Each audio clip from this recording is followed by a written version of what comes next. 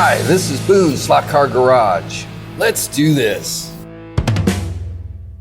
Hi, I'm Boone, and this is Boone Slot Car Garage. And what are we going to do? Well, we are going to paint that big chunk of polystyrene. Yes, we are going to go ahead and get some color slapped on that big chunk that's sitting on top of that tunnel. So, this is number 3 in the series of the tunnel project videos. So if you haven't checked out the other 2, you need to go back and check those out. They're pretty cool.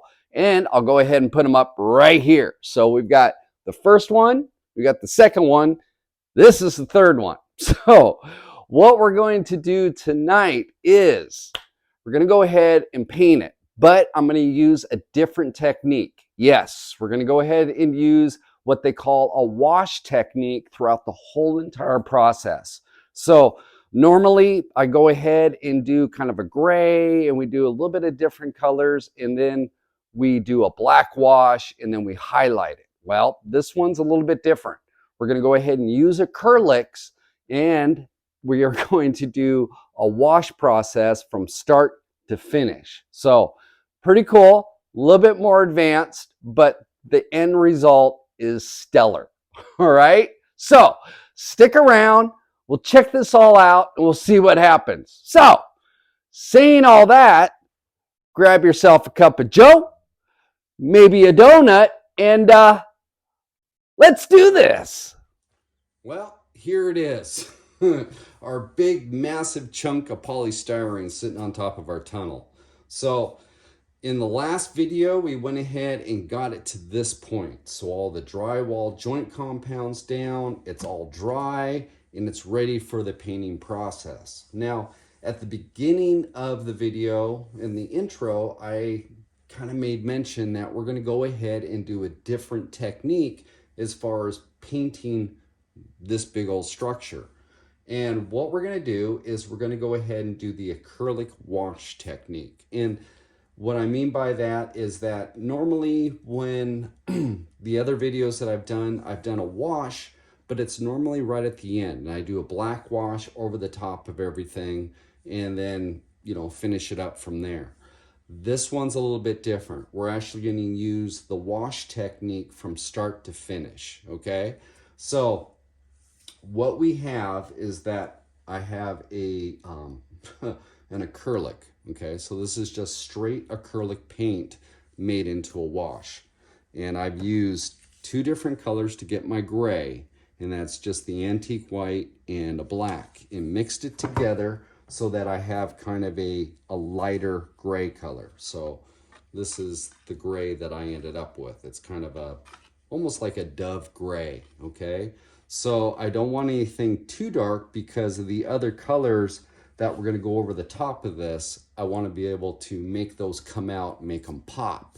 So what we need for this is we need our acrylic paint, need a container obviously so you can mix them together.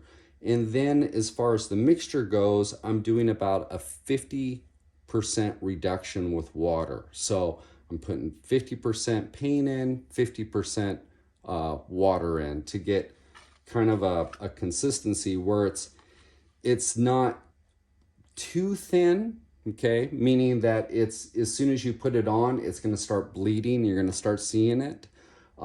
It kind of gives us a little bit of coverage. And then as it dries, what's going to happen is that you're going to start to see areas coming through that are going to be lighter than the other areas. Obviously, because we have all the crooks and crannies, and your thicker pigment is going to be down in the recesses of that. So the idea of the wash is that we want it to penetrate in and kind of get into the nooks and crannies and be lighter on the outside, darker on the inside. Kind of like trying to mimic nature as much as we can. So that covers obviously the acrylic. And then what I have in this container is just straight water, okay? So I just have straight water with a brush. Now, let me go ahead and let me reposition the camera so we can get a better shot of this area, and I'll show you how to do the first part of this technique. Okay, so we've repositioned the camera, get a little bit further up close into this thing, and I'll go ahead and show you how to do the first step of this. So first thing I want to do is take my straight water here. So I have my straight water, and let's see here. This area through here looks like you guys can see pretty good. So I'm just going to go ahead and start getting this all nice and wet. And I'm using a brush and a container water so I can just kind of control the areas that I'm putting this at. Being that I've got a lot of stuff going on around here, I want to keep my water down to a minimum. But if you can use a squirt bottle, you know, and just kind of mist it on there, and yeah, so that is definitely one way of doing it. So now that I've got a little bit of water in there, and you notice I'm working kind of a smaller area at a time. Now I'm going to go ahead and take my gray wash, and I'm just going to go ahead and put this in. And you notice that as I put it on, you can kind of see how it's just kind of moving around. And that's what we're going after. We don't want the paint to actually to paint. We're going after more of a stain, okay? So we want a staining process. So you can see how this is going on here. Let me get down into there a little bit more. And there we go, just like that. And if you notice that your substrate is starting to dry out a little bit, and as you're putting on the paint, it's not moving, it's more or less just kind of absorbing right into it, go ahead and stop, apply more water, and then just go ahead and proceed from there. But you can already see kind of down in here, I don't know if he picks it up on the camera, but our areas that are outside here are lighter than what's down inside. And as this dries, it'll actually emphasize that look even more. So what I'm going to do is I'm going to go ahead, and I've got a lot of rock painting to do. So I'll get all my gray down, and then it's time for our next colors to put onto it. All right, so here we are, and the gray is all on there and is dry. And if we come up into it, you can kind of see how it has that layering effect. You'll see kind of the insides are a little bit darker, and it gives kind of a lighter touch to the outside. Really cool effect. So let me get up onto this. And even just this one coat that's on here is creating, you know, all that texture and also that depth that, you know, makes it look like an actual rock face. Now, the second step to this is also another wash, and we're going to be applying it the same way that we did on the gray.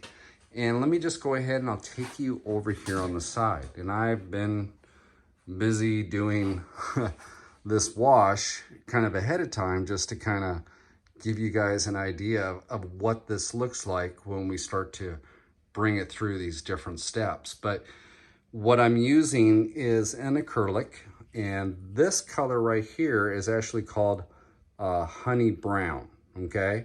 Now, it's really close to a sienna brown as well. So just kind of want to point that out. I don't have any sienna, but I have this honey brown, and I really like the color that it gives off. It's really cool. Let me get up onto this, and you guys can see how that looks. And with the wash effect, it just kind of gives it a really cool light staining effect, but it, you know, it mimics that type of look that, you know, you find in natural stone. So let me come around to this back side over here, and you can see how that's all in there. And you can see how certain areas have a little bit more of that brownish color, and other areas are a little bit lighter, just you know, just like it is out in nature. So let me go ahead and I'll reposition the camera, and what we'll do is we'll go ahead and I'll show you guys how to do this right down in this area here. So we come back, let's go ahead and start the second wash process. Well, here we go. So second process is, again, another wash like I just explained. Now, again, I'm just using the honey brown. It's an acrylic. And what I've got here is just my little paint tray, and I put a little bit of that just in full strength right here on the tray, okay? So I haven't actually converted this into a wash. And the reason is I want to be able to control exactly how I'm going to place this onto the mountain face. So again, what we're going to do is kind of the same procedure that we did before on the fact of being a wash. We're going to pre-wet our area prior to applying our pigment. So what I have here is just a container of water in my brush. And okay, so I stopped in this area right here, and from here down I haven't done yet, and we have this area with rocks and everything else. So what I'm gonna do is come in with this, and I'm just gonna go ahead and dab it up. Let me move my towel over here so I kind of protect the base. So come in and pre-wet our the gray paint. Now again, the gray is all dry. I've let it sit for a while. Unfortunately, I haven't been able to work on this in a few days, so it's had plenty of time to dry. But more or less, you just gotta, I would give it, after you do the one wash and come back with the second, I would give it a day of just drying. Depending on obviously what the temperatures are is gonna decide as far as how fast it dries. But yeah, just go ahead and make sure that this base is all nice and dry. So I went ahead and I pre-wetted it with the water. Now I'm gonna take the acrylic with a smaller brush, and I'm just gonna go ahead and put a little bit on my brush in the areas that I've pre-wetted. I'm just gonna go ahead and take this, and I'm just gonna dab it around here. I'm not gonna put it on everything because I want kind of that layering effect.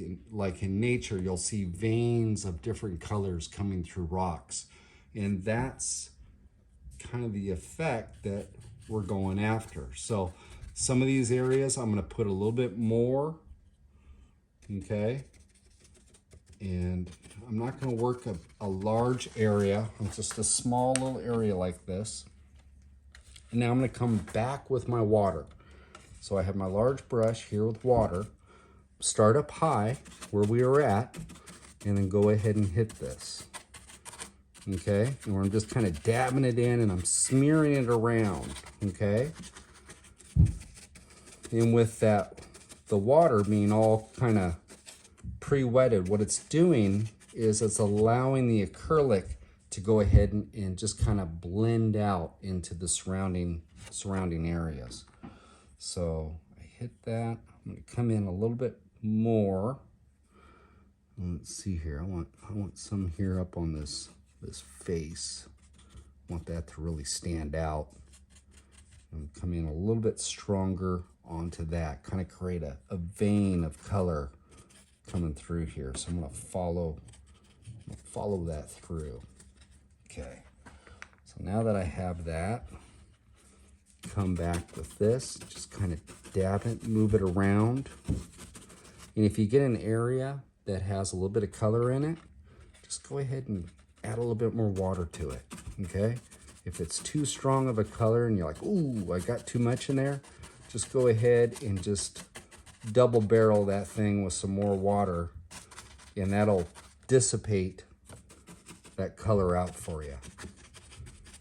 Okay, so There we go. And I'm just kind of working that area, bringing it up, kind of blending it out so it kind of, that's not just a stripe of it. It kind of blends. Well, you see it.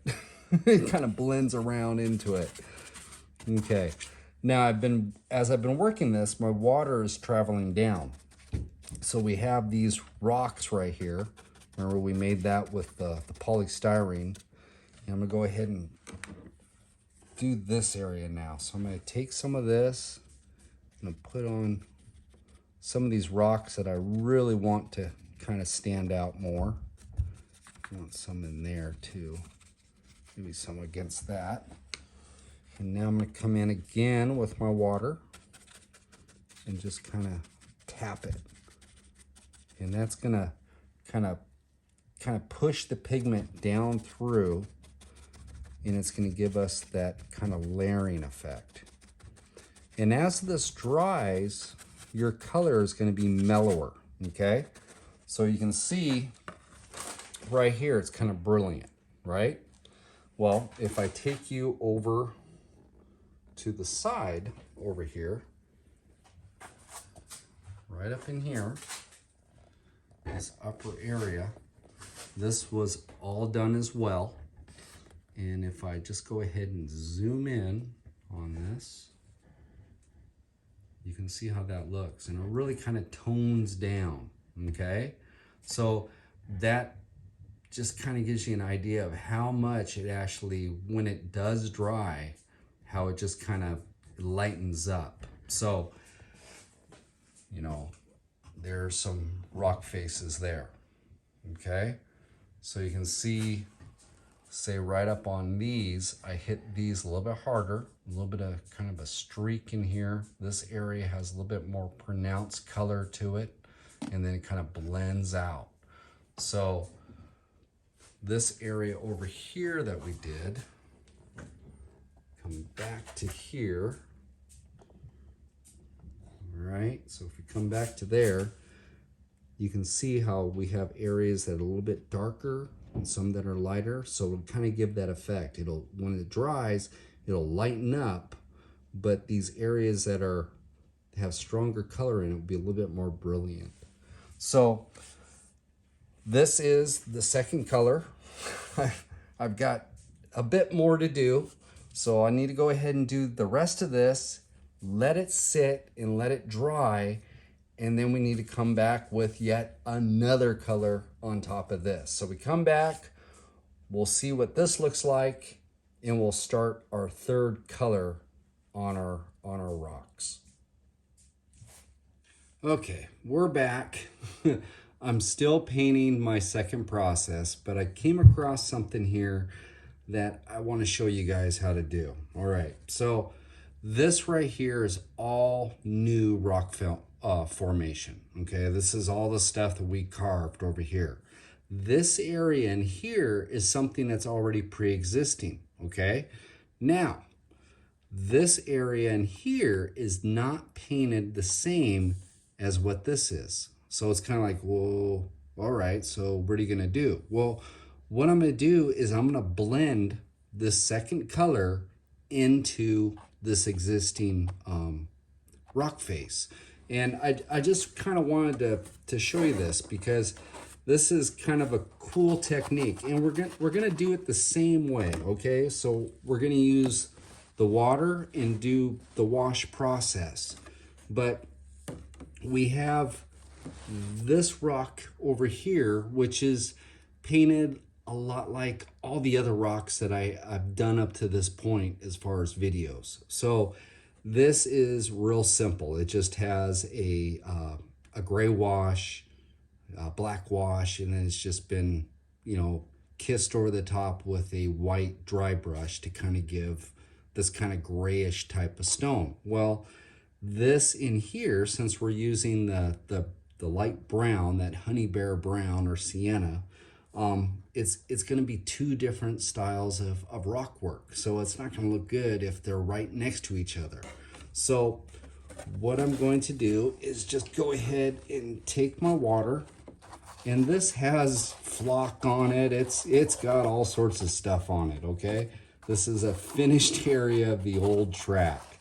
So what I'm gonna do first is do the water, and then I'm gonna come in with my brown, and I'm just gonna go ahead and hit some of this stuff, all right?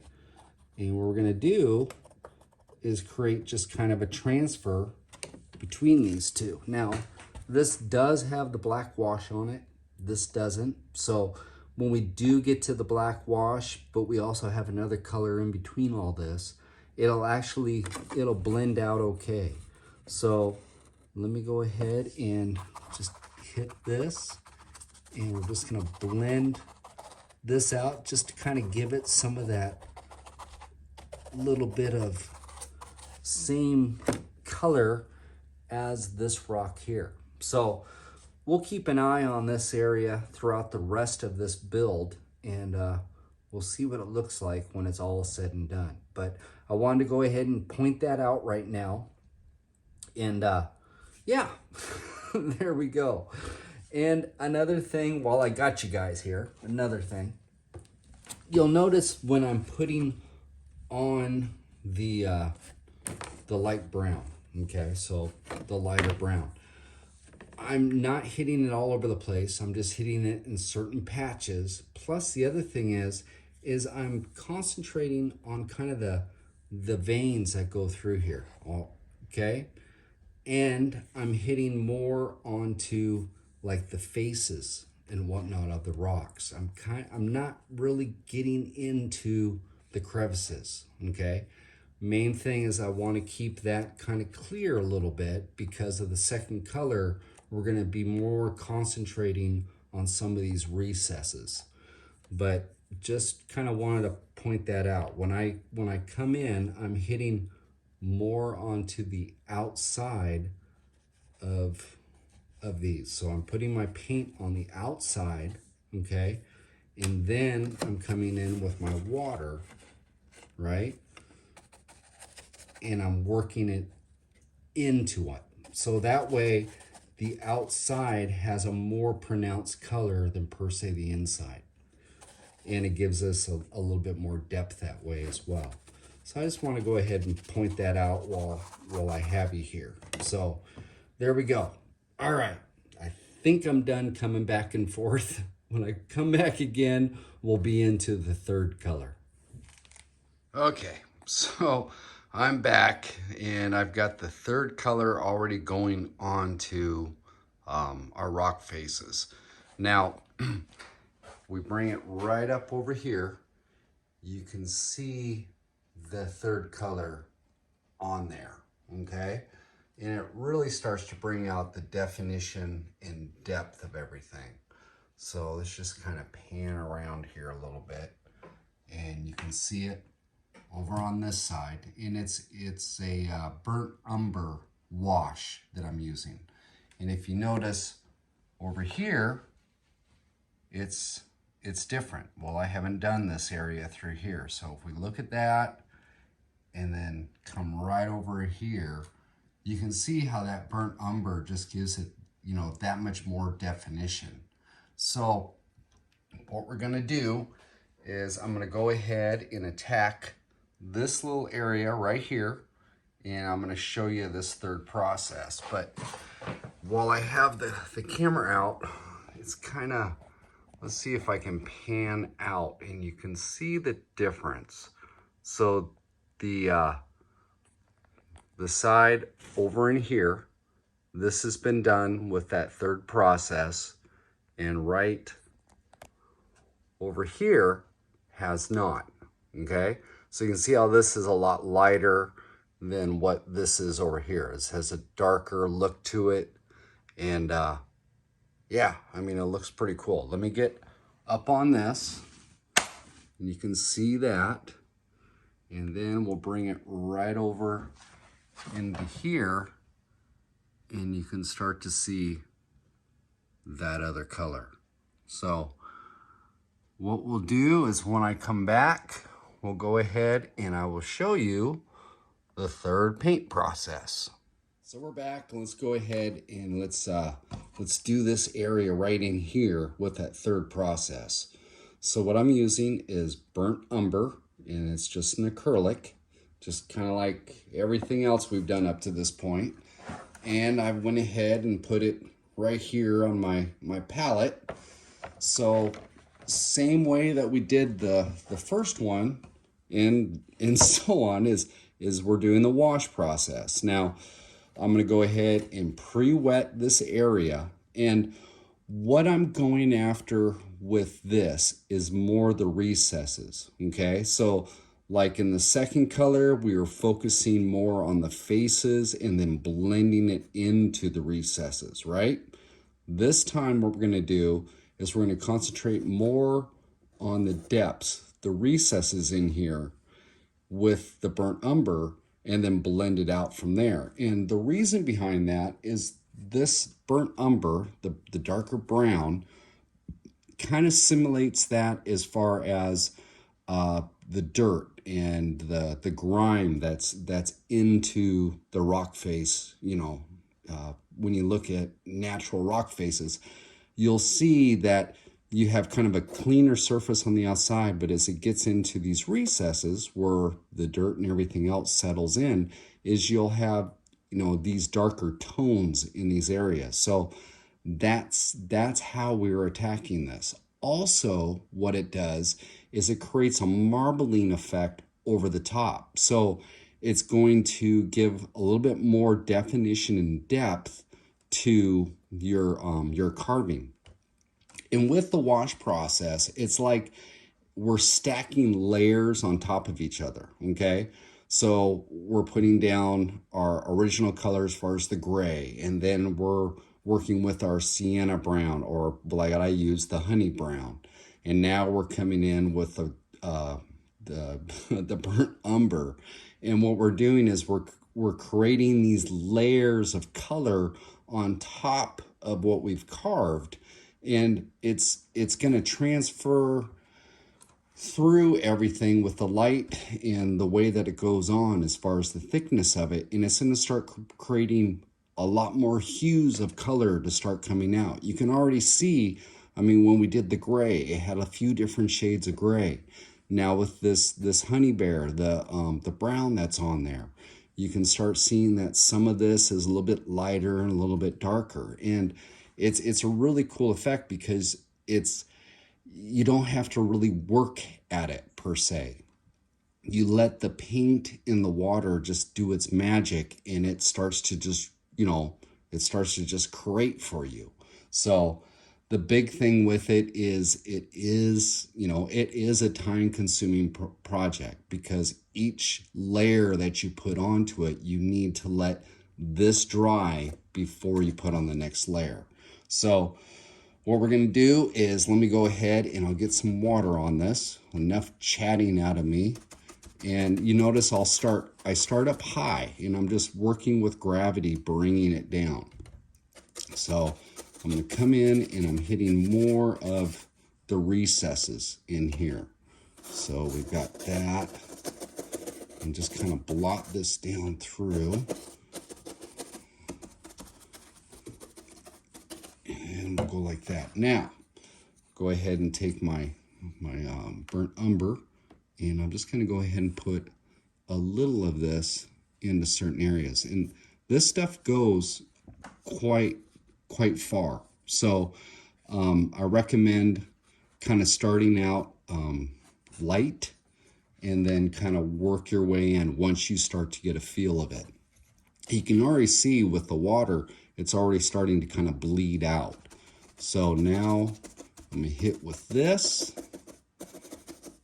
and you see that I'm just kind of tapping it in, and I'm working these recesses, and I'm bringing it out.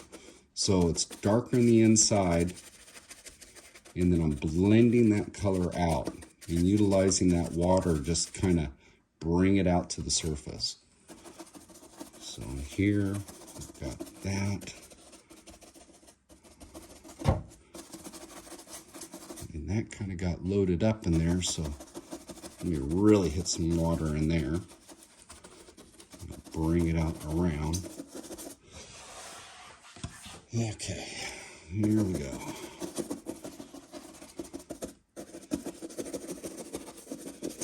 And this will just kind of start to take shape for us. And as it dries, again, it's going to dry lighter, and it will change color from what it looks like now. It'll lighten up and not be so muddy looking as far as the actual appearance.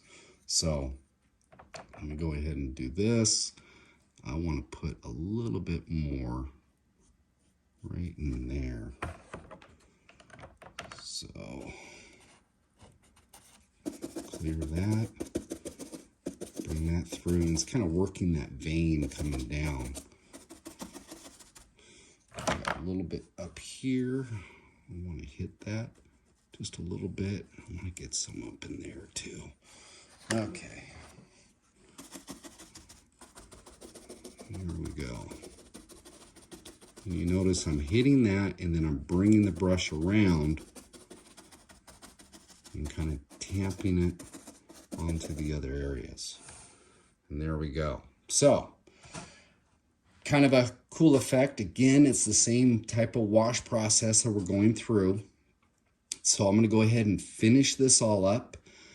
And then we have yet another wash that we're going to do. This is the final wash, this one coming up, and it's going to be a black wash. And that's going to really start to just kind of make everything really pop. All your hard work that you've done up to this point is really going to start to pay off with these next two steps. So let me go ahead and I'll finish up this area here, and then we'll come back and we will attack some more. All right, so we're back at this point. I went ahead and I have that third color all down, but I wanted to just bring you back, just kind of take a look at it, because I left, it was just kind of up in this area. But you can really start to see how that definition of the rocks is really starting to draw out by just putting that third color onto it. And let me go ahead and take the camera and let's get just kind of right up onto here. You can see how that works. I mean, it's really cool. I mean, just by layering those colors, you know, it really starts to bring out those effects. So there is the third color, and we come back, we'll go ahead and start our black wash. So before I go ahead and show you guys the black wash process, I want to just go ahead and point something out real quick. Now, I have three different techniques of wash. Well, actually, there's two techniques of wash, the black wash that I've done on this, and one I have not touched. Now, if you wanted a mountain that looks more like a southwest, kind of a Utah / Colorado, upper northern New Mexico type of look, then this right here with the two different washes, the two browns with the burnt umber would be perfect for that. And if you look at that, I mean, it's really cool. It really has kind of that southwestern kind of desert feel to it. And I just wanted to go ahead and point that out before I go on to the black wash. But it really has a cool look. Now, I'm going to have trees on this and grass and everything else, so I want to go ahead and darken it down a little bit more. But I wanted to kind of, you know, point that out. If you wanted that type of look, then you would just do the two different washes and it would give you that. All right. And then you would just come over the top with maybe a white or an off-white dry brush to kind of hit some of the tips, and it would, you know, really start to pop. Now, this side over here is kind of the side that I'm going to go after. And what this is a black wash, but it's kind of just in the nooks and crannies, okay? And you can see, I mean, it really kind of darkens it down. Now, this is a little bit wet still, so it will lighten up as it dries, but I wanted to kind kind of just show this right now, and that's what that the black wash that I'm going to show what it looks like. Now on this side over here, I went with more of a full black wash where I covered the whole entire rock structure. So want to go ahead and point that out as well. Okay, so there's a lot of different things that you can do just with the wash itself by creating a different look. You know, it's real versatile that way. So here on the back side, this is a 100% black wash, and it just kind of tones everything down. You know, it goes over the top of everything and then settles down into little nooks and crannies to, you know, to give them more definition. So if we come up onto it here, you can see how that looks. So there is that, and I'll just bring it down over here and you can take a look a little bit more, and that's the 100% wash. Okay, so there's that. This is the type of wash that I'm going to do, which is kind of just down into the nooks and crannies, just to kind of make those areas pop out more. But it has a cool look as well. So there's that, and then one more time to kind of the southwestern type of look that's going on in the front of this thing. So, and there is that as well. So I just wanted to point this out before I went ahead and showed you guys the black wash, just so you kind of get an idea.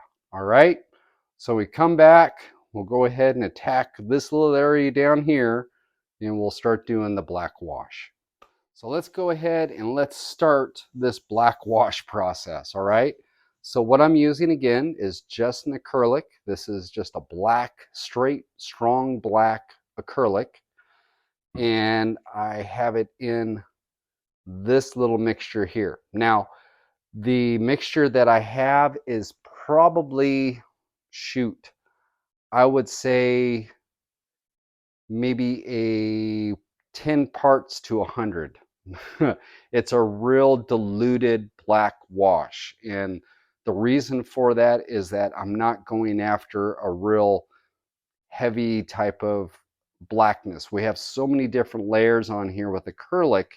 If you come after it with a real strong black, it's just going to really penetrate into those other layers of acrylic.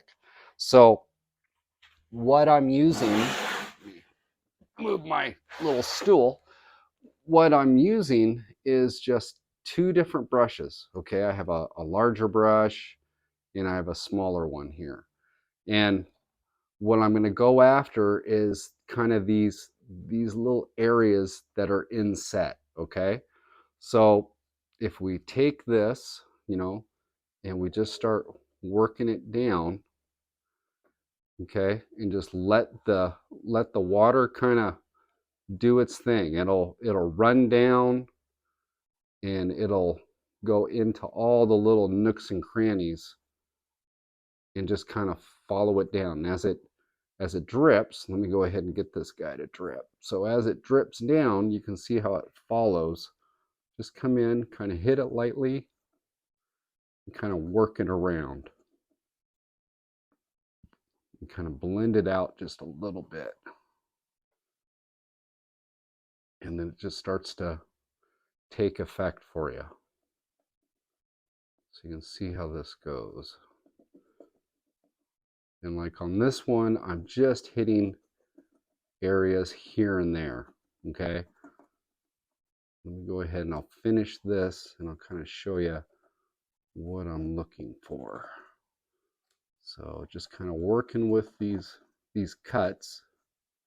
And what we're doing is just kind of giving it a little bit of definition in those areas, making certain areas kind of pop out a little bit. It just adds another layer to the color that's on this. And the nice thing about black wash that is strongly diluted like this is that if you want a little bit more after it dries, you can come back in and hit it again. If this was a real strong black wash, you may not get that opportunity, and it might be that it's too dark for you. So I was kind of try to side on the part of a little bit less, and then kind of gradually work into it where it gives you the look that you want. So let me go ahead and hit this in here, and you can just kind of see how it's just kind of going through and just kind of bringing that all out. So there is that idea with that. Now, if we come down, let me go ahead and tilt my camera down here. We have these rocks, okay? So our polystyrene rocks. Now, if I grab the bigger brush, okay, and what I'm gonna do is just come right over the top. And you notice I'm just kind of tamping the brush into it. I'm just kind of pushing the water down into those rocks, okay? And what that's going to do, let me get done with this real quick. Okay, there we go. What that's going to do is go ahead and leave the lighter up on top, and then the pigment of the black wash will go down into the little nooks and crannies down in here and give it more definition. And once that dries, it looks pretty cool. So I'm going to go ahead and finish up my black wash on this, and we come back, we're just down to a white dry brush, okay? So no more washes after this. Then the final is a white dry brush. So let me go ahead and finish this up, and I'll see you guys in just a little bit. Cool. So now we're back, and our black dry wash has dried on our rock face. And you can see how it kind of soaks into the little nooks and crannies and gives a little bit more definition to everything. Pretty cool. So the last thing we need to do is a dry brush. And what I have is another acrylic, and it's antique white. And so it kind of a, not a real brilliant white. It's kind of a beigey white. So you can use straight white, but I recommend kind of using a color that's more of an off-white, just because if you put a bright white on this, it's almost going to look like it's been some snow has fallen down. So I go with an antique white, and I have a stiff bristle brush and a board here that I just go ahead and put my white on there, and then kind of work it in. And then it's just kind of lightly, a light little covering into the brush. And then what we want to do is just lightly kiss the outside of this. And what this is going to do is just going to kind of mimic the idea of sunlight kind of glistening off the rocks. And it's at the same point in time, it's going to go ahead and give a little bit more definition to everything. It's going to bring your textures out, and it's a cool effect. I love doing the dry brush. I think the dry brush is really fun. So I'm going to go ahead and hit this, and we'll see what it looks like. You notice I'm going fast with it. I'm not really digging in, and just kind of skimming over the top, letting those stiff bristles just kind of dance off the surface.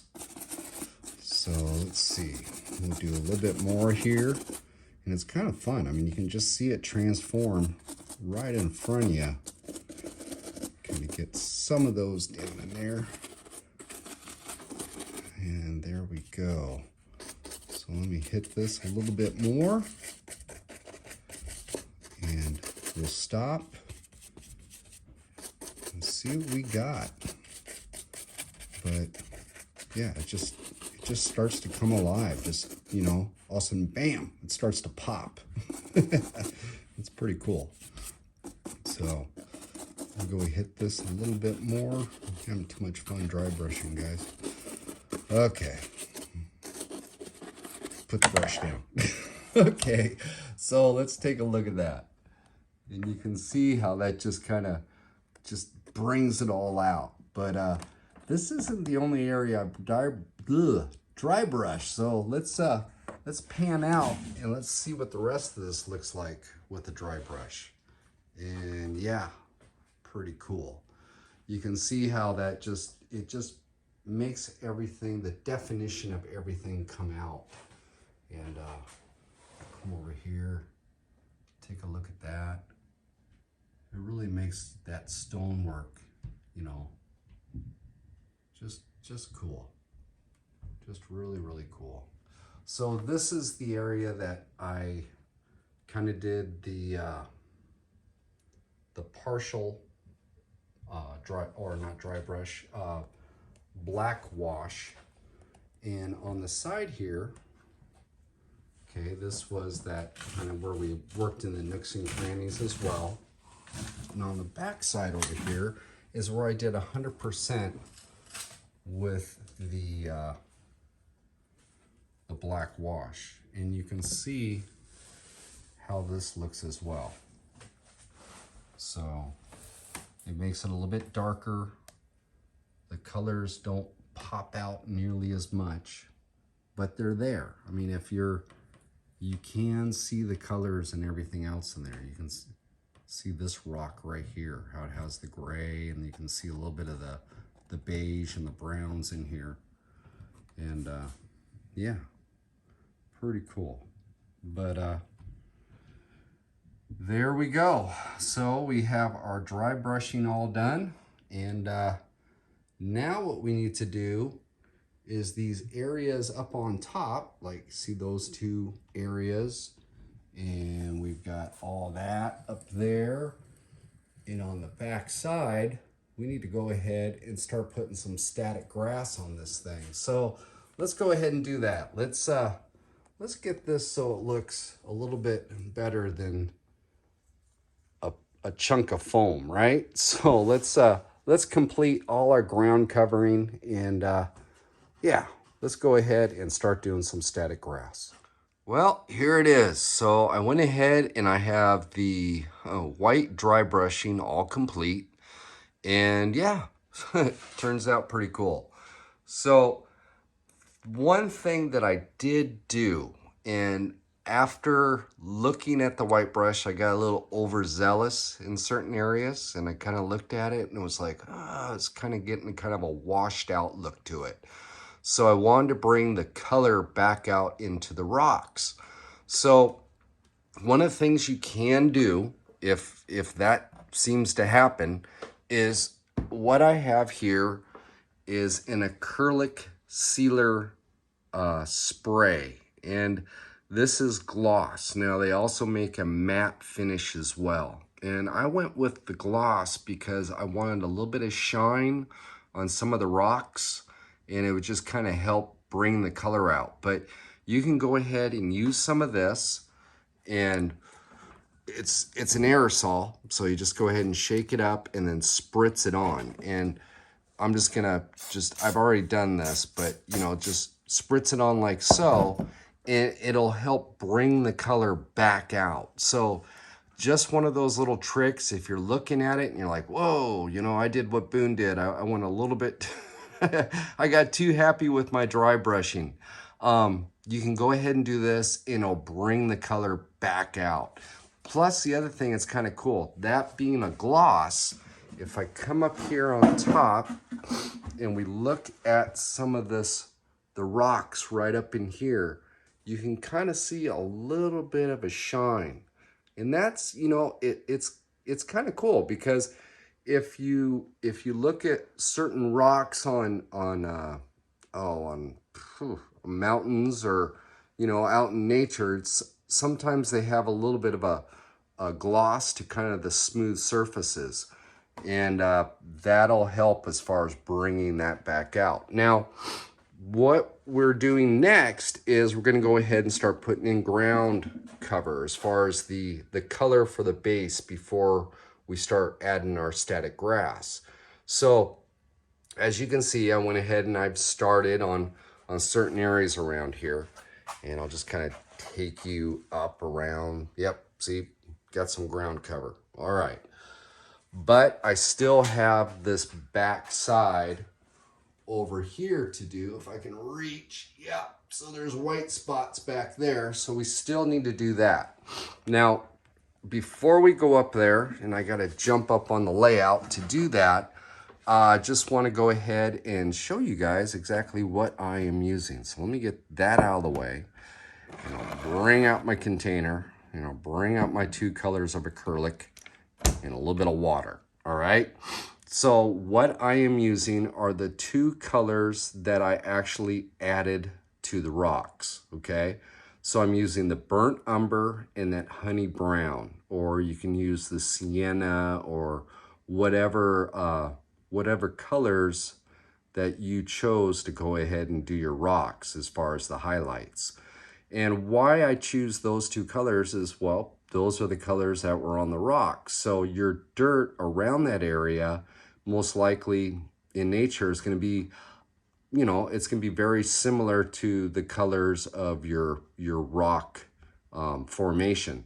So what we have here is those 2 acrylics. I mix them together into a little container, add a little bit of water, just so I have a, it's not per se like a wash, but it just kind of breaks it up a little bit. And when you're painting with acrylic, if you can go ahead and reduce a little bit, it'll flow out a little bit better. Plus the other thing is let me go ahead and take you up on top here.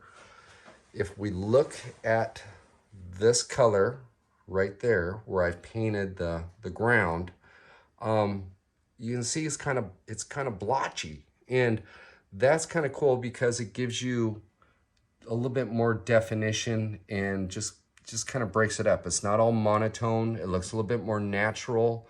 If you look at soils, a lot of times you'll have a little bit of light, a little bit of dark, and yeah, it just, you know, it's just that added little bit of detail that, you know, helps in your final project. So what I'm going to do is I'm going to go ahead and climb up there so we can work on the back side of that guy. And yeah, we'll start putting in some ground color. So now I'm up here on top of the layout, and I've got my camera straddled to the peak up here on top, and you can see the one little foot down here. So sorry about that, you guys. That's what that is. It's for my tripod.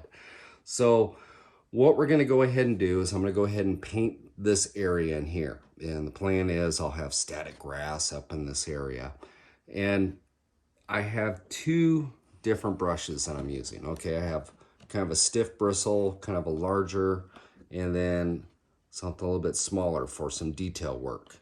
Now, what I want to do is just go ahead and just put this on. And I'm not looking for per se 100% coverage, but I do want to get into a lot of the little nooks and crannies. And being that this is kind of washed out, it'll actually, like I said, it'll dry kind of blotchy, right? So just kind of work it in there, you know, kind of move it around. And if you get it here on the sides, you can kind of work it as such. And what happens, yeah, you can kind of see it from there. You can see this area in here is darker, okay? And this area down in here is a little bit lighter, obviously, because we're moving the paint out. The paint's getting thinner in this other area. So what I'll do is I'll go ahead and work this a little bit more. Now, I'm not getting a whole bunch of paint out here as well, because obviously we're up high. So if we get too much going on, it starts to run, well, then it's going to run down on the face and everything else. So be kind of cautious as far as that goes. And I'm just going to go ahead and get this like so. And then I'm going to stop and show you as far as how to blend it out here. Now, my brush is actually getting dry as I'm doing this, okay? So now what we're gonna do is kind of like a dry brush effect. I'm gonna stroke into it, meaning I'm gonna come out here to like the edge of where I want to have my grass, okay? And instead of having a hard line like it is right here, I wanna take the bristles, okay, the bristle side, put it out here and then stroke it back, okay? Now I got a little bit of a load right there. Let me work that back in there. But let me get my hand out of the way.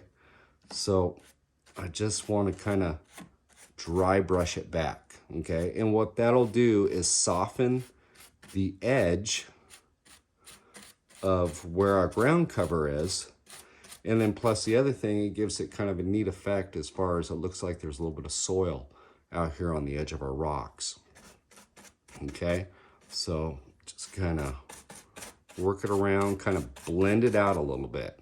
Okay, now the other thing that you can do, okay, so we have some stones up in here. Let me move the camera real quick.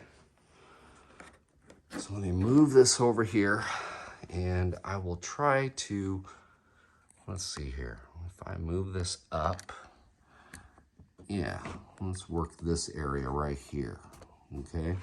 So let me get my tripod set, and yep, you can see that. All right, so now I gotta clear my brush out. So clear it out a little bit. Now we have this ledge down in here, right? And we're gonna get a little bit of soil in there. So I'm just gonna go ahead and kind of dry brush this area around and just kind of work it just a little bit. Okay, and it gives an idea that there's a little bit of dirt that's fallen down onto it, and just kind of brings the color around. Okay, kind of dirty it up. It might look too clean. So we want to go ahead and just kind of make it look like it's, you know, like it's authentic. So I'll go ahead and do this, just kind of hit that lightly, and you can bring it down. Now, a lot of these with these outcroppings and stuff like that, you know, you can go ahead and use that effect. Now, let me go ahead and bring this around again. And we're gonna bring it right down into here. Okay, like so. Okay, now, this is an area where I have some of that stonework, okay, the little chips and stuff that we put down there, so it looks like some rubble came down.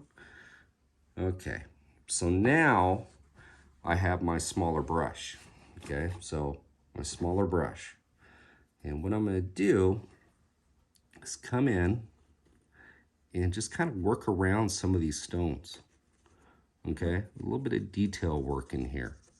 And you might be going, wow, that's, you know, it's kind of tedious. Well, it is, but on the other fact of it, it just kind of adds that much more detail to everything. So we can kind of bring it down in here, get it down in some of those rocks, you know, and just kind of, you know, work with it. So let's see here. Got a little bit much there, and just kind of blend it out with my finger. And just kind of hit it like so. So this has a lot of outcroppings, a lot of different areas. And this type of little stuff right here, little extra details, will just, you know, just helps the big picture when everything's done. So a lot of this type of stuff up in here, you can take a little bit of that, dry brushing on back here in some of these little corners and whatnot. You can see over here that let's see here. Oh, there's my finger. So up in here, I went ahead and did a little bit of detail work on that, and just, you know, just kind of filling it in, giving a little bit more character, and yeah, works pretty cool. So what I am going to do is I got to go ahead and obviously finish this back area and get that all done. And then I got to go around to some of my rocks, kind of dirty them up a little bit. And then we come back, we'll go ahead and start whipping out some static grass. Okay, so here we are. And before we go ahead and get started applying our static grass, I just kind of want to show you guys something real quick. I get a lot of questions sometimes as far as different applicators, as far as static grass and what I recommend and and so on. So this is a perfect time to do this because I have my old applicator here and I have my brand new one that I just purchased here about a month ago, and I hadn't even used it yet. This actually is going to be the maiden voyage for the Static King from Woodland Scenics. But this little guy right here is what I've done all my static grass application to Deception up to this point. And it's done real well. It's not a high dollar unit by any means. I mean, you can pick one of these guys up for 25 to $30, and it does a good job. I haven't replaced it really because it, it was doing okay. I mean, it's not the greatest, and you have to do some tricks to make it work, but it actually worked pretty good. The other thing that I liked about this is that it has a low profile. So with uh, Deception, originally I had a bunch of nooks and crannies as far as tunnels and all sorts of different things that I had grass back in there. And trying to get an upright unit in there would be a little bit hard because of the height. But with this guy, I was able to jam it in there and get the application, to go ahead and do that. Um, this little guy came with two different screens, so a real fine mesh screen here and a bigger one there. Um, so it was able to handle the 4 millimeter and the 6 millimeter. I get up above 6 and it was a struggle, but for an entry level applicator, yeah, it's great. You're not putting out that much money or anything else, and it does a nice job. Um, Now, if we go to the Static King, first thing you notice right off the bat is the weight. This thing is really light, okay? It's probably a Taiwanese or Chinese, just something they mass produce. This has, when you pick it up, you can tell that there's some quality in the unit. Um, the other thing that you can tell is right off the bat is this uses a metal on the outside, and these caps are all plastic. The reason behind that is with this, it had the positive wire right here, and it came in contact with the screen. So the screen itself was completely energized. And when you're holding your ground and you had this, if you came in contact or came too close and it arced across, it would create a hell of a wallop. I mean, I've been around farms and stuff my whole entire life, and electric fences. Yeah, this this actually, yeah, it put out just as much of a whack as an electric fence, if not more. There's one time this thing hit me and it hurt so bad I could feel it in my chest even the way it hurt. Um, so that kind of brings me to another thing. If you maybe have a pacemaker or something along those lines, um, and you want to go ahead and use one of these, really be careful because if this thing were to zap you, I don't know, but I know from experience getting hit with this that it hurt. And like I said, I actually felt it in my chest. It was a heck of a whack. In fact, I have a friend of mine named Bill, and Bill was trying to get me to take one for the Gipper and show you guys what type of wallop this thing takes. And I'm like, no way. I ain't doing that on purpose. If it happens on accident, then it happens. But just to kind of put that out there. Now, the Woodland Scenics, like I said, I have not used this. I'm very excited to use it. And yeah, but I just want to go ahead and and put this out here. This guy between 25 to $30. The Static King I've seen as low as $75, and I've seen it as high as 150. So do your shopping out there and everything else. You can find one of these for less than the $150 range. But if it's one of those things and you're like, well, I can't really justify an expensive type of static applicator, this this is a good alternative. And like I said, if you can go back on my other videos, you'll see me using this, and it works. It does work. So just want to go ahead and put that out there. Static King comes with a bunch of different screens here. Has a splitter type screen where you can put two different types of grasses in it. Has this anchoring kind of ground system, I guess, that you're supposed to put it on like that and put it in. I don't know. We'll give it a whirl. We'll see. I mean, I might just end up taking this with a nail and sticking it in. But yeah, kind of cool. So there we go. And we kind of went over that real quick. So I'm going to go ahead and start some static grass with our new toy. All right, so here we go. I went ahead and I got a little bit of Mod Podge down first. So I have some of the matte finish PVA Mod Podge. Cool thing about this is that it dries clear, so you won't see the white. Plus, it's a matte finish, so it won't have any gloss to it. So the first thing we need to do is go ahead and blend the sand that I have from the tunnel. So if you go back onto that video, you'll see that I actually put sand down along the edge and locked it all into place. So to kind of keep that same motif going on, I want to mimic the same thing. Plus, being that we have all these rocks, I want to kind of have that coarseness around the edge, kind of an added, looks like added debris.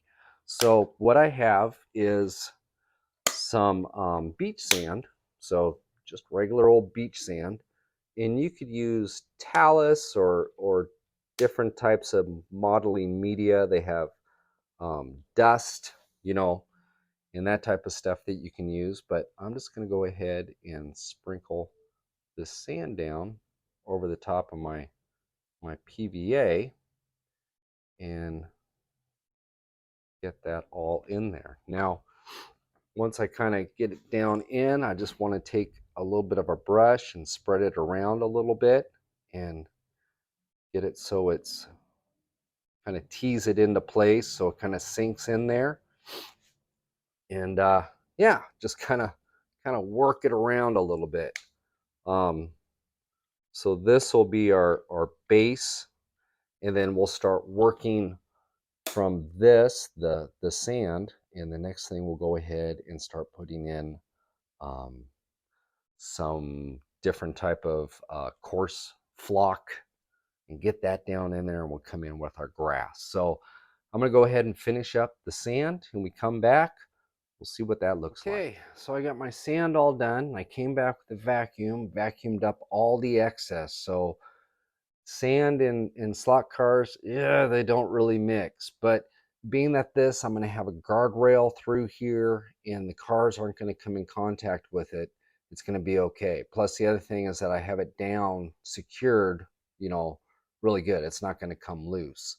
So keep that in mind. If you're going to use sand, especially, make sure it's an area that is not going to be in contact with the cars, okay? So pinion gears and stuff and sand and motors, yeah, they don't like each other. So went ahead and I laid that all down, got it all vacuumed out, and you can see, I mean, it gives a really kind of a cool look to it around the edges, you know, just that little extra bit of detail. So the next thing I want to do is go ahead and just use a little bit of green flock. And I just have a little bit of Woodland Scenics flock here. And I'm just going to go ahead and pick out little areas and just kind of dab it in there. And what I'm doing is I'm starting out with my smallest substrate as far as what I'm adding to it, and I'm going to work my way up. Okay, so now I'm going to put in the flock. The next step after this is going to be our grasses. So with this, I'll just go ahead and do just a small little portion of it. And what I'm going to do is just kind of give it just a little bit here and there. You know, it's real tedious. And I just, you know, some of these areas just kind of, yeah, you know, whatever you think looks good. But I just want to go ahead and just have a little bit of height difference and a little bit of texture difference. And this flock will work good for that. So just a little pinch, and we'll put it right down in these different little areas on top of that Mod Podge. And then what we'll do is go ahead and tamp it down just a little bit, and then come back with the vacuum when it sets just a little bit and vacuum up the excess. So I'm going to go through and do this, and we come back. Well, we'll see how this step looks. So now I have the green coarse flock that's down, and went ahead and vacuumed that up as well. So it got rid of all the excess. And then you'll see these little splotches of Mod Podge that are back again, right? So now what we're going to do is we're going to go ahead and load up the Static King with some 12 millimeter kind of a hay, real light type of material. And what I want to do is create some foliage out here, some grass that is, you know, it's kind of dead grass, kind of around the edges and whatnot. So here we go. We're going to try this little jewel out. So I got it all loaded up in here, and it suggests that to use that anchor, it needs to be in, whatchamacallit, it needs to be in, well, that comes out pretty fast, be in the glue. So what I'm going to do is just go ahead and do this. And let's see here, am I getting anywhere?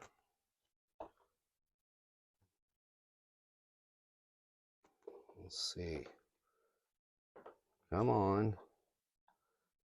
This is kind of a difficult one to do down here. Okay, looks like we're getting some static. Gonna have to kind of tease this up a little bit. Okay, let's try this down in here. Let's see what we got. We're getting this down in. And yeah, it's gonna take a little bit of practice. All right, let me play around with this and we'll see what we got. Okay, so I'm back, and I was able to get it to work. It just took a little bit of, it's a learning curve trying to use a new machine. So yeah, but it stood up. I mean, that is got to be, and I was looking, that's over 12 mil. That's got to be upwards, I think, like 14 mil of grass, and it stood it up pretty good. So yeah, I'm impressed so far. That worked pretty good. Now I went ahead and loaded up some a new type of grass that I'm using, 6 millimeter autumn, and this is by Woodland Scenics, and I've never tried their stuff before, but I got a variety of all 4 seasons, and so far it seems like a pretty cool pack of grass. So let's see how this 6 millimeter works out here. Now I went ahead and put a little bit more Mod Podge down, and now what we're going to do is I'm going to try to do this over the top of the camera. That's the hard part with all this. So go ahead and turn on this, and now let's get that going. And yeah, this is working real well here. Let me get some of this down. And just kind of doing a layering effect. I want a bunch of different colors in here. You know, it's kind of just a little bit of greenery. And come on. There we go. But yeah, so there we go. So that's, yeah, standing up. So what I'll do is I'll keep on going with this, and we come back, I'll get it vacuumed up, and we'll see what it looks like. All right, so I went ahead and I completed the grass up in here. Let's get down here and take a look at that. That looks pretty good. It's all standing up, and looks like grass. Static grass is really cool. If you've never tried it before, I highly recommend doing it. It really has a cool look to it. Now, you can still see the Mod Podge underneath there, the whiteness, but that'll dry, and when it dries, it'll clear up. So all that whiteness will go away. Now, what I need to do is just keep on going. I got that, I got the backside, I got a lot of grass to do. But before I do that, I want to show you guys something else, and that is right down, you can see it right in here, okay? I went ahead and put a little sand down here on some of these ledges. Now, there's some right in here, and you can just see how that kind of adds a little bit of extra texture. So right up in there, a little bit of debris. So what we're going to do is, let me go ahead and I'll show you guys this area right down in here, and I'll go ahead and show you how I put the sand into these rocks. Okay, so here we go, and I went ahead and already added some Mod Podge down in here, and this is that area with the rubble that comes off the cliff wall down at the base. And what I'm doing is just taking my Mod Podge, and I'm using a fine detail brush and just kind of working some of these in between. You know, I'm not getting everything, I'm just kind of hitting it here and there. The wash and everything that we did before is going to take care of a lot of the different coloring that's down inside there. So we just want to add a little extra, you know, just a little extra texture to it. So I'm not coming up over the top of the rocks, just kind of hitting down in between. And let me go ahead and hit this just a little bit more. And then what I'll do, let me get some up here on that as well while I'm here. Okay. All right. So there we go. Well, maybe a little bit in here. Okay.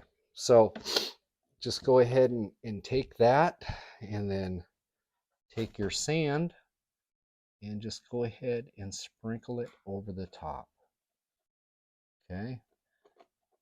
And then let that kind of kick off, and then come back in and vacuum out all the loose. And what I'll do is I'll just go ahead and complete this up. Kind of a little tough up in there, so we got to do there we go. Kind of go like that, and it shoves it back up in there. All right, so there's all that. I'm gonna let it sit. Take my other little brush and kind of tamp it down just a little bit, move it around in some of those areas I might have not been able to get it into. And I'll let this sit for about 5 minutes or so, kind of let it kind of absorb into it. And then when we come back, I'll have it all vacuumed, and we'll see what it looks like. So here it is, and Mod Podge is still drying, so there's a little bit of white still underneath there. But you can see how that just kind of adds a little bit more detail to it. And let me go ahead and I'll come up here on an area that I did not do. So here's the mine entrance in there. And that does not have any, okay?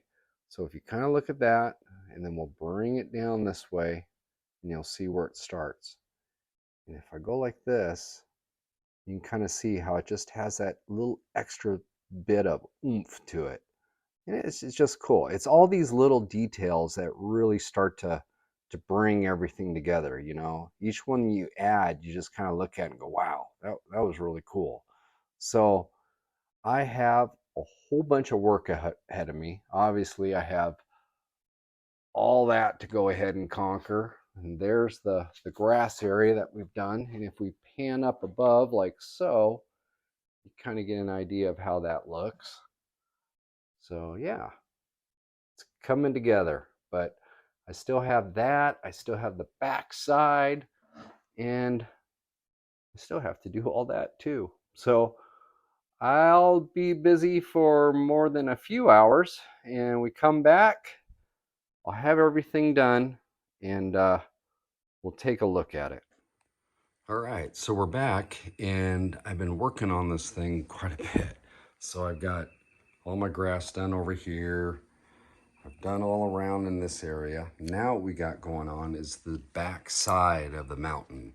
So what I'm doing first is I'm getting my sand down, you know, as far as getting the PVA or the Mod Podge down, and then sprinkling the sand over the top. And what I'm mimicking is kind of a fall off of debris that comes down off the rocks.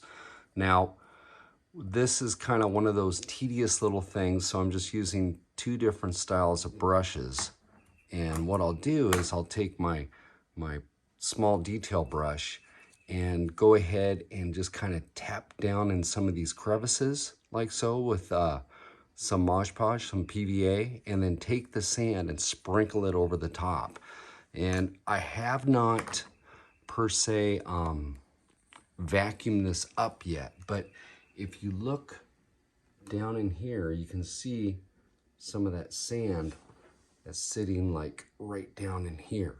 So it just kind of gives a real cool kind of effect. Now we got kind of the fall off that's down here at the bottom.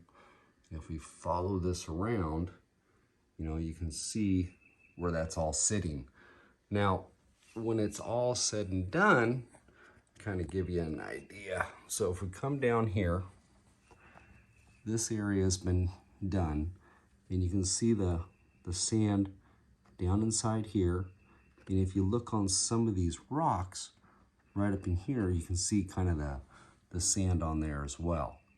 So I'm gonna go ahead and get this all vacuumed up, and then what we'll do is we will come back with the green flock, and we'll go ahead and add a little here and there on this back rock surface. And I'll show you where I put it as far as on the rocks themselves, so that it just kind of, you know, well, here. So you can look at this side, it doesn't have anything on it. And if we come over here, you know, you can see a little bit of foliage up on those rocks. And it's cool. I mean, it just kind of gives it a little bit more definition and just a little bit more realism. So when we come back, we'll go ahead and get some green flock on the back side of this. Well, we're back, and I went ahead and I have my sand all vacuumed up. So let's come in and kind of take a look at what this looks like. So when it's all said and done, you know, it's pretty cool. I mean, it just kind of adds a little bit more to it, you know.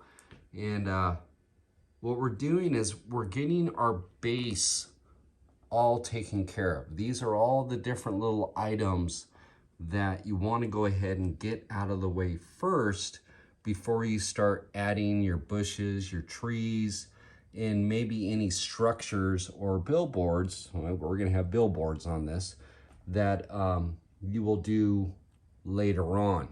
So what we're going to do now is I'm going to go ahead and get some green flock on these rock faces.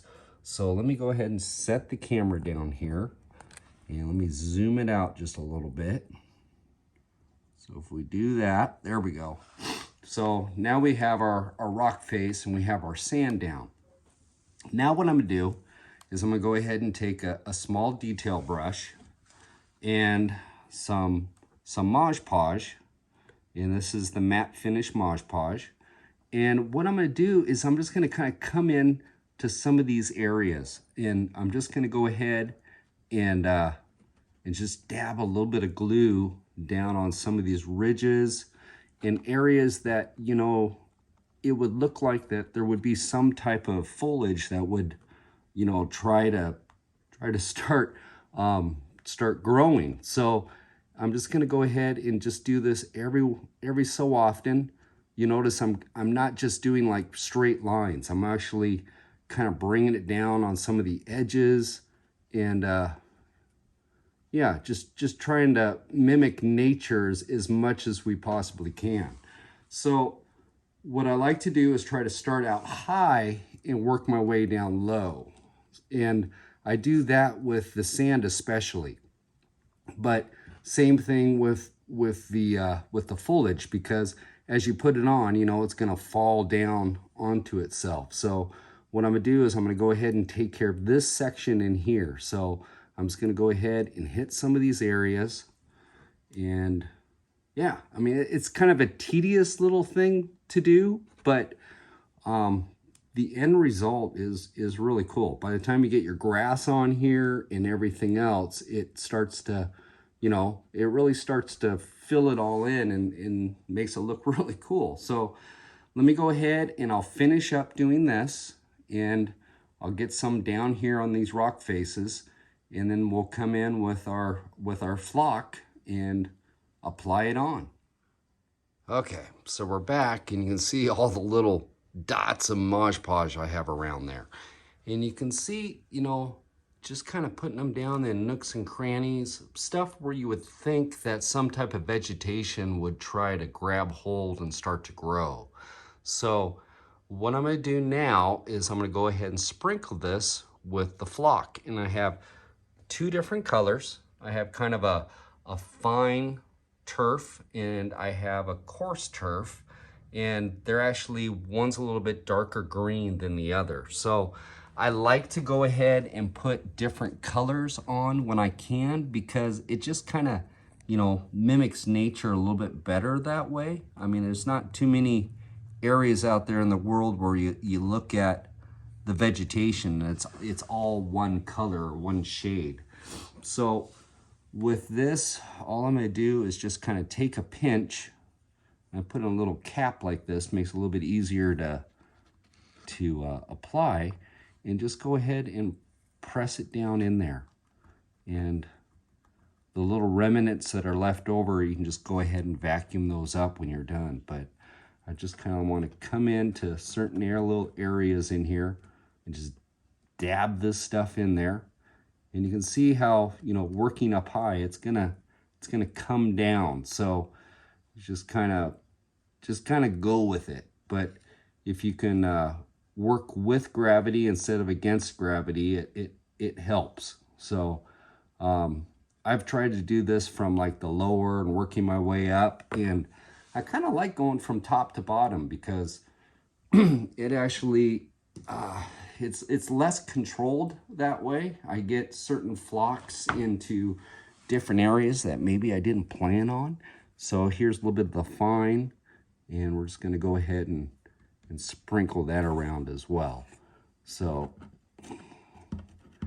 there we go. And you might see, you know, as you're doing this, you might see some areas where some of the outcroppings that it falls onto, and you look at it and go, wow, that looks pretty cool. You can always take your brush, come in, put a little bit of Mod Podge in there, tease around that stuff, and there you go. So what I'm going to do is go ahead and get this flock all done on my spots here. And then after that, I just need to come in with the static grass. So you saw how I applied that down on the lower. It's pretty much the same way that I'm going to do up here. I'm going to do a bit of tufts here and there with some different colors, and then just go ahead and coat it. So when we come back, we'll see what it turned out to be like. Okay, so before I go ahead and I add all the grass and whatnot, there's one thing I just kind of want to share with you guys. Now, when you're doing the modeling and stuff like that, you know, you go out and you purchase your modeling supplies, and some of the stuff's kind of pricey. When you start adding up different packages of flock and grass and everything else, you know, it starts to add up after a while. So when you're doing something like this, and you can see all the remnants that are hanging out down here, I haven't vacuumed this yet. Okay, so all that type of stuff, you can see all this laying around down here at the bottom. Okay, so that's all usable modeling supply. It's just a matter of getting it off of there and into some type of little sack that you can utilize again. So what I use is I have my little DeWalt, little hand vac here, and I just put a sock over the edge.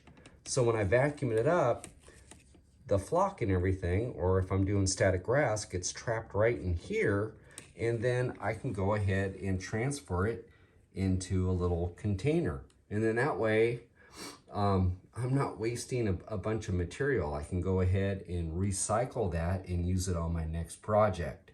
So I just want to go ahead and kind of point that out. I've shared this before, but it's been a while since I've done something like this, so I just want to put this into the video as well. So when we come back, like I said, I'm going to go ahead and do the grass on this, and we'll see what it looks like when it's done. Okay, there it is. I went ahead and I got all my grass put on it, and yeah, it's amazing how it just fills everything up. Static grass is so cool. So you come on in, let's take a look at it. Got all that to stand up, and it just completes the look of everything. You know, now for the next video that we have coming up, we need to go ahead and start putting in some more vegetation and some happy trees and all sorts of odds and ends. Plus, we're going to have to go ahead and finish up that mine shaft on the other side. We haven't touched that yet. So what we're going to do now is we'll come back and we'll do a little flyover and see how it all looks.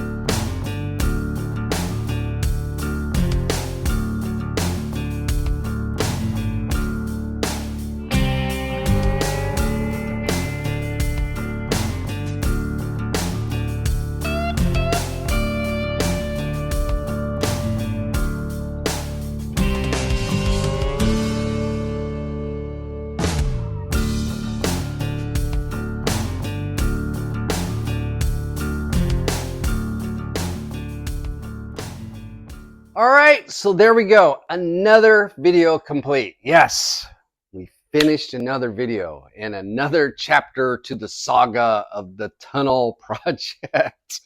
Oh, man, we're into what? This is the third video on this project, and we have one more to do after this. I hope. I hope. But yeah, it is cool. It doesn't look like a big old chunk of polystyrene anymore. I mean, it's got color to it. The rocks turned out really cool. We have the ground turf on there. We have the static grass going on there. And yeah, I mean, it's really starting to come together as you start to lay those layers on top of each other. It's amazing how it just comes together. So yeah, that was a fun one. Now, if you remember, well, wait a minute. Let me back up just a little bit before I go ahead and attack the next thing I was going to say. And that is in the flyover that we did at the end of the video. And normally I just go ahead and I pan it out, we put some music to it. And yeah, we just kind of look at the project, where it's at, what it looks like up close. Well, if you notice at the end of that, I went ahead and put picture clips in. So I had an abundance of pictures in my phone that I had taken throughout the process that I've been posting on the Instagram group and on the Facebook group and also on the Patreon group. And they were still on the phone. I thought, this would be kind of cool because of how this thing has transformed. So if you saw the first one, it was kind of like, the clip of the first video and then the second video. And then it went into where this video was at as far as the process that went through that. Now, if you like that, let me know, okay? Let me know in the comments saying, Boone, that was really cool, or let's see more of that. And if you don't like it, put that in there too. Say, yo, Boone, your videos are too long as it is. Why would you throw pictures on top of it? Well, it's just kind of the way I do my videos, guys. They just kind of seem to I can't get it all done in 10 minutes. I'm sorry. And I haven't done a video in 10 hours. 3 hours, but I haven't done one in 10 hours. So, yeah, it's kind of like, and this one is, it's kind of long too. But you had your donut and you had your coffee at the beginning, so hopefully you stayed awake during the whole entire thing. So there we go. But to get back to that, if you like that, just let me know. All right. So I'll just, I'll try to do that in the next videos as well. Now, to get back to what I was going to say before I said that. Right. Okay. So before I got ready to go ahead and do the static grass on the mountain, I talked about the two different grass applicators. I'm going to go ahead and grab them. So we've got my old cheapie that I had here, the old standby, and I purchased the new Woodland Scenics Static King. Now, got these two. There's quite a price difference, okay? I picked this up, I think when I bought it, it was about $25, okay? And that was like it's been a while, okay? So, and for a entry-level static grass applicator, it does great. This thing has been a workhorse for me. All right, so this, which is definitely more expensive than what this guy is. All right, this is a Static King. This is a great grass applicator. It's built extremely well. You weigh these two and it's like, whoa, you can feel that this is built better. But there is a downside to this one. Okay, not only the profile, I kind of went through that. You can't exactly stick this into real tight areas where this one you can.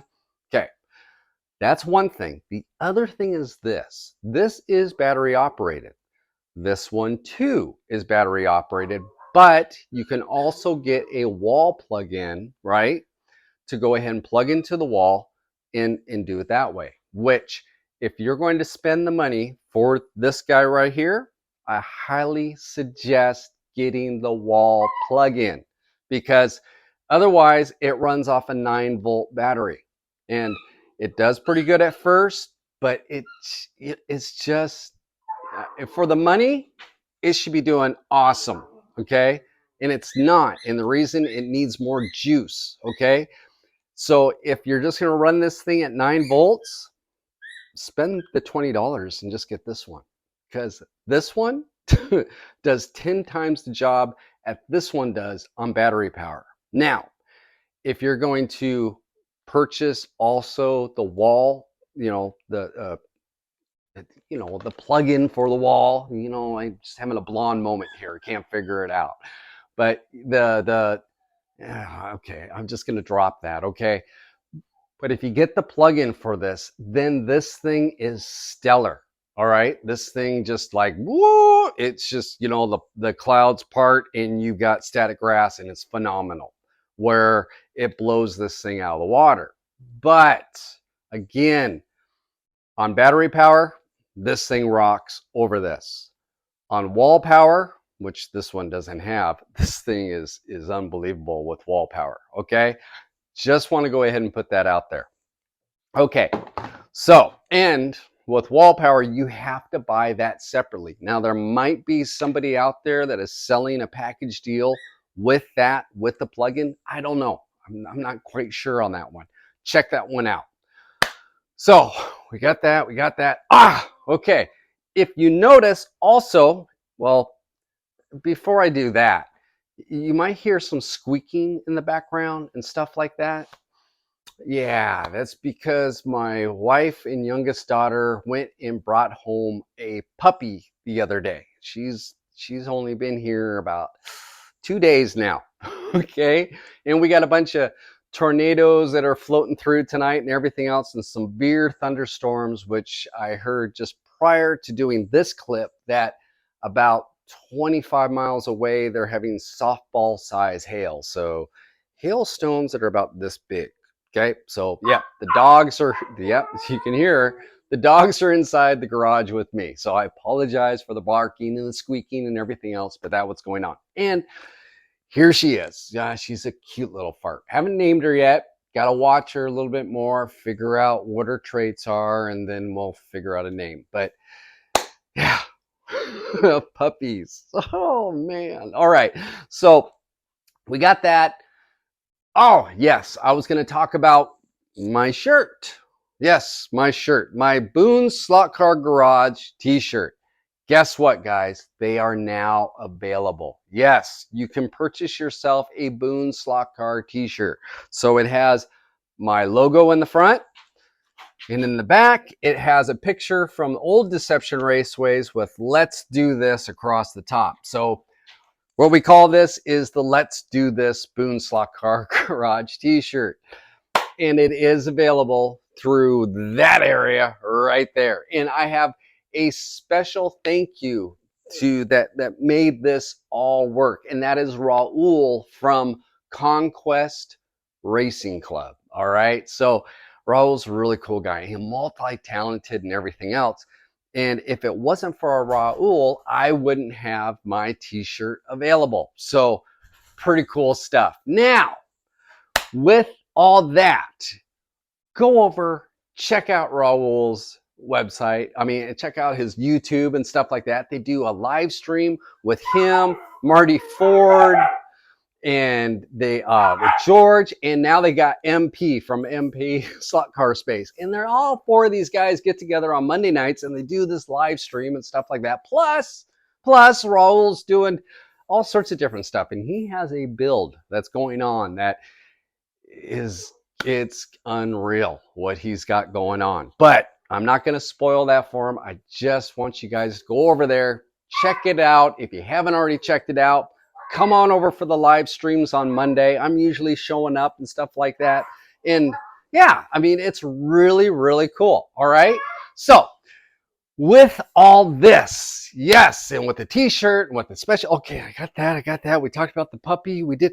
Okay. A lot of stuff to put in this ending part of the video. Yeah, it's taken me about 20 clips to get this far, but I'm making it. So what we got now, okay, now we still have going on is the Facebook group and the Instagram group. Plus, we got the Buy Me a Coffee app and we have the Patreon group. So very cool stuff. And if you haven't come over and check out the Patreon, come over and check it out.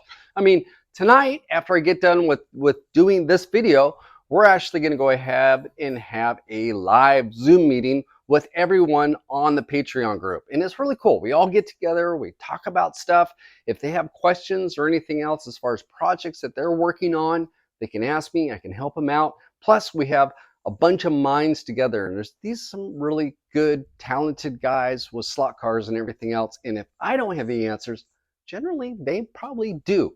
Okay, so come on over, check it out. Plus, on top of all that, with the Zoom and everything else, we have a 20% discount with Racetrack Scenics. Yes, Racetrack Scenics right here. So, and that 20% discount is if you are a Patreon member. So as long as you are a Patreon member, you get a 20% discount on anything that Racetrack Scenics sells.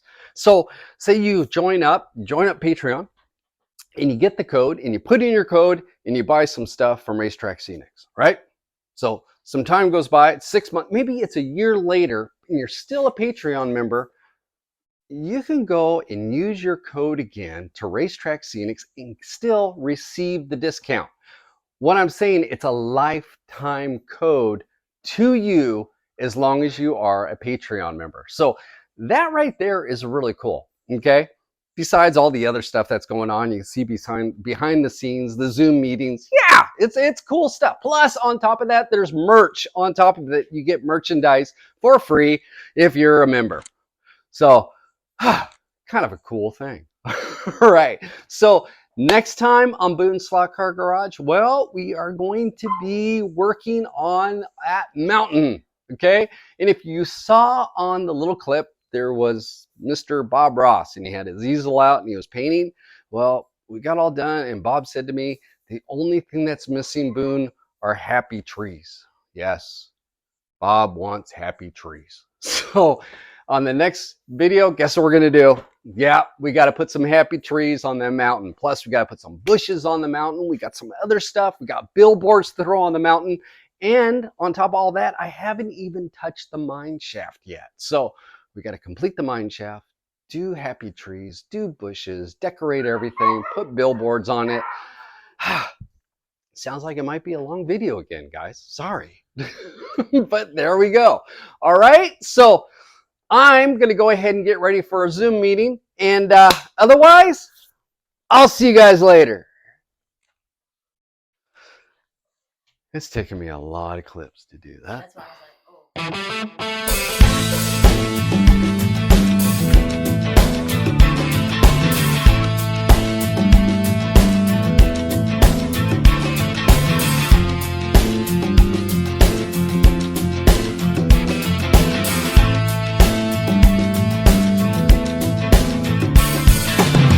Hi, this is Boone Slot Car Garage.